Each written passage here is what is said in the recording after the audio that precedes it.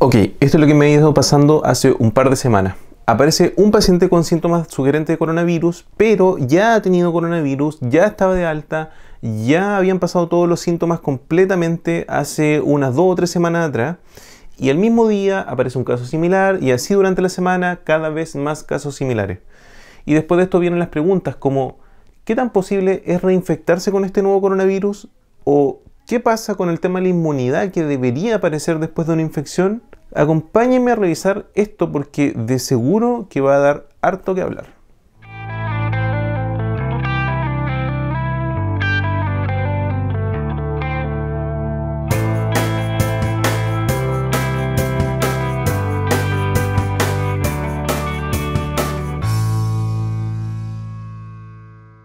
Hola YouTube, soy el Doc Diego y este video es para hablar sobre la inmunidad después de la infección por coronavirus y la posibilidad de reinfección y cuáles son las implicancias para la práctica de la medicina en el futuro inmediato. Así que este es el tema.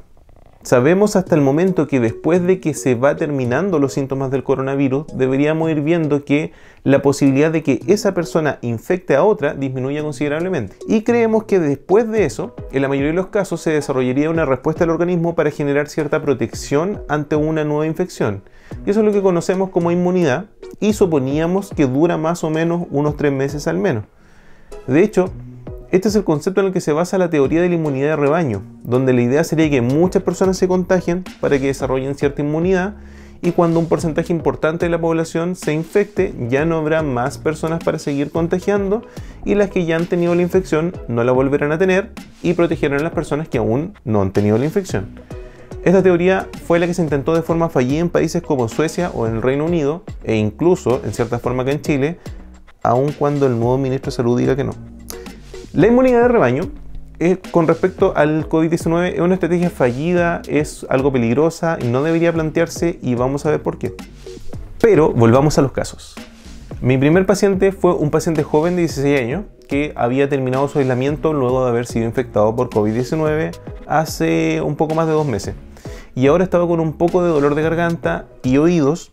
Y como ese caso no era particularmente sospechoso, la verdad que no le di tanta importancia. Pero el mismo día, una paciente de edad mediana también presentaba nuevos síntomas de COVID a pesar de haber terminado completamente sus síntomas de forma reciente. Durante la última semana, estos casos se han ido empezando a repetir de forma bastante más frecuente, tanto en mi práctica clínica como en la de otros colegas en mi comuna. Y así que era claro que definitivamente algo estaba pasando. Revisando las experiencias de otros colegas a nivel nacional, algo parece indicar que no son casos tan esporádicos, pero aún no existe consenso de cómo enfrentar estas situaciones, ya que algunos piensan que esto de la reinfección no es realmente un tema y que no se justifica realizar nuevos exámenes de estos casos sospechando nuevamente una infección por el nuevo coronavirus. Entonces, ¿qué podía hacer ante esta situación? La única cosa que se me ocurrió hacer es que pase la evidencia. Primero, revisemos este artículo publicado en la revista Nature, que el link va a quedar acá abajo, donde se evaluaron 111 personas que tuvieron COVID y que habían permanecido sin síntomas por al menos 14 días, además de 46 que habían sido contactos estrechos de personas infectadas y otras personas que nunca habían tenido COVID. Todas fueron evaluadas para analizar la presencia de anticuerpos en su sangre. Los anticuerpos, y habíamos visto en un video anterior y que lo voy a dejar por acá arriba para que lo puedan revisar, son básicamente dos: los IgM, que asociamos más a las infecciones recientes, y los IgG, que se asocian a las infecciones antiguas.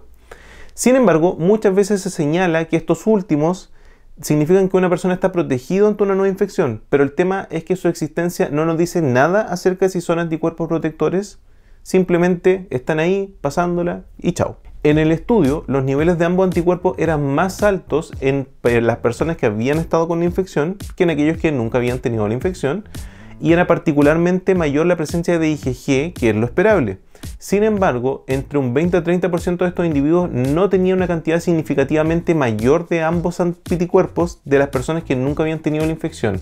En otras palabras, no tenían anticuerpos. La buena noticia es que la mayoría sí los tenía, pero ¿eran esos anticuerpos protectores? ¿Nos sirven algo en concreto el tenerlos? Y para responder a esta pregunta, este mismo grupo de investigadores hizo un SARS-CoV-2, un virus que imitara lo mismo que el original y dejaron que empezara a infectar a cierto tipo de células. Le agregaron después el plasma de pacientes que habían estado infectados. El plasma es una parte de la sangre que contiene, entre otras cosas, el anticuerpo, para ver si estos anticuerpos podían evitar la infección de estas células. ¿Y quieren que les cuente el resultado o seguimos siendo igual de amigos? Porque los resultados no son tan buenos. Cerca de un tercio de los pacientes no tenían suficientes anticuerpos como para evitar una nueva infección, y el resto solamente tenían suficiente como para poder aguantar a lo mejor una nueva infección.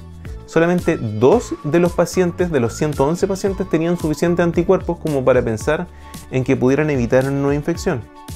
Y además, eran los que habían tenido principalmente infecciones más graves los que tenían mayor posibilidad de desarrollar anticuerpos protectores. Entonces, si tuviste COVID y tus síntomas fueron leves y piensas que con eso ya zafaste, ¿hay algo bueno de todo esto? Sí, y es que también los investigadores dijeron, bueno, veamos si realmente todos estos anticuerpos que las personas tienen, ¿cuántos de ellos realmente son anticuerpos protectores o neutralizadores? Y se dieron la tremenda pega de analizar la secuencia genética de cada uno de estos anticuerpos. De los 89 que encontraron, 52 eran potencialmente neutralizadores. Solamente que la mayoría de la gente no generaba suficiente de estos anticuerpos. Esto tiene dos implicancias. La primera es que la terapia con transfusión de plasma, que también se conoce como la terapia con plasma convaleciente, donde se inyecta plasma de personas ya recuperadas de COVID a otras que están muy enfermas, puede tener escasos resultados. Pero por otra parte, es que es posible rescatar gran parte de esos anticuerpos neutralizantes, producirlos en masa, por ejemplo, dentro de una vacuna, y esto podría ser muy esperanzador. Ahora viene el otro tema, porque las personas que desarrollaban todos estos anticuerpos, que muchas veces son insuficientes y que a veces ni siquiera se producen, además los pierden al cabo de un par de meses. En otro estudio publicado en Nature Medicine, se midieron los anticuerpos de 37 pacientes que se habían infectado y presentado síntomas, y otros 37 que se habían infectado pero no habían presentado síntomas, y se midieron después de su recuperación. Y redoble de tambores, un 40% del grupo de los asintomáticos ya ni siquiera presentaba anticuerpos detectables al cabo de 2 meses de seguimiento, y 13% de los que habían presentado síntomas también los habían perdido. Así que, resumiendo esto, la evidencia actual sugiere que después de una infección no todos generan anticuerpos y que no necesariamente son anticuerpos protectores. De los que generan anticuerpos protectores, muchos no los hacen en cantidades suficientes como para evitar una nueva infección, y además una parte considerable termina perdiendo esa protección en menos de 2 meses.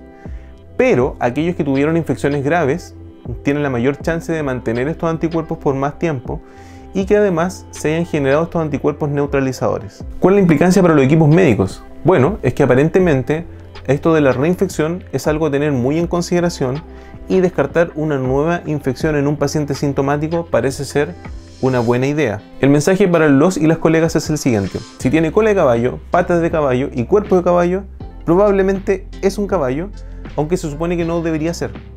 Sigan testeando y aislando a estos pacientes porque aún no sabemos mucho de esta enfermedad. ¿Y cuál es el mensaje para la población en general?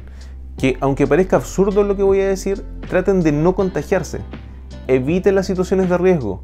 No piensen que por haber tenido la infección y haberlo pasado relativamente bien estén fuera de peligro.